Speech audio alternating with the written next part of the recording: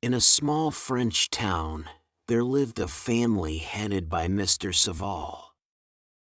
He is a dominant figure in both the household and the local community.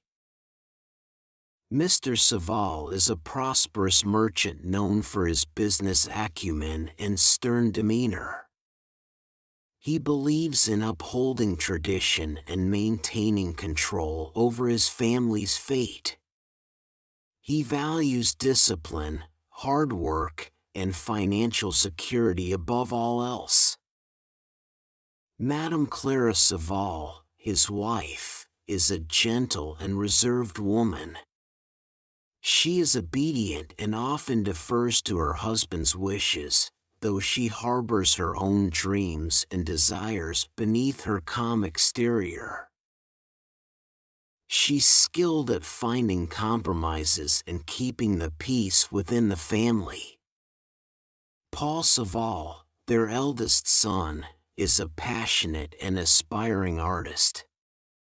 He possesses a rebellious spirit and seeks to break free from the constraints of his father's plans for him.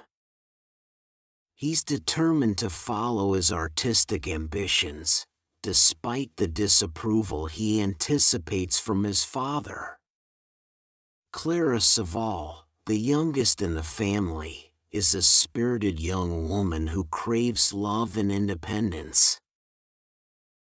She's fallen for Henri, a local artist, which creates tension within the family due to her father's expectations for her to marry within their social circle.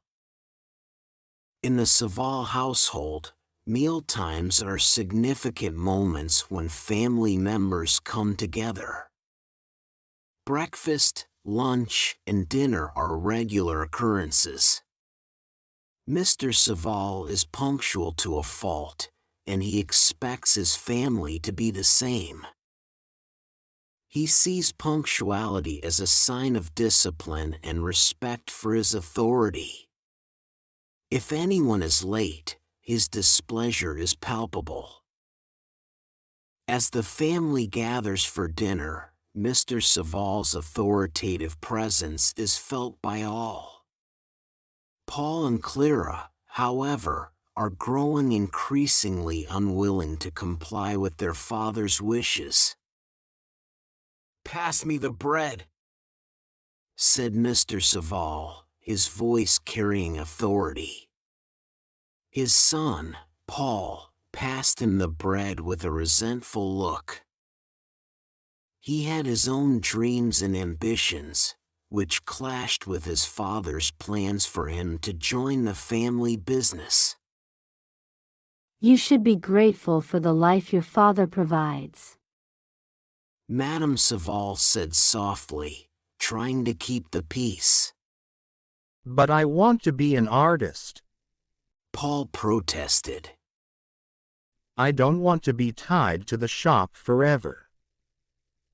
Mr. Saval's face grew red with anger. "Art? Nonsense! You'll do as I say and work in the store." The tension at the table grew. Then Clara, the daughter, spoke up. "Father, there's something I need to tell you." She looked at her mother for support. Madame Saval gave her an encouraging nod. Go ahead, dear. "I'm in love with Henri. Clara confessed. He is an artist who lives nearby." Mr. Saval's face turned even redder. "Love? That's not how marriages are decided. I have plans for you, and they don't include an artist." Clara's eyes welled up with tears. "But father, I love him." Mr. Saval's temper flared. "Love won't put food on the table. You will marry someone who can provide for you." The argument escalated, with voices rising and emotions running high. The family members were at odds with each other, and Mr. Saval's strict authority was challenged by his children's desires. As the commotion continued, Madame Saval sat silently, her eyes downcast. She had witnessed these clashes before and knew that her husband's word was final. The family's dreams and desires were secondary to his plans. The meal ended in strained silence.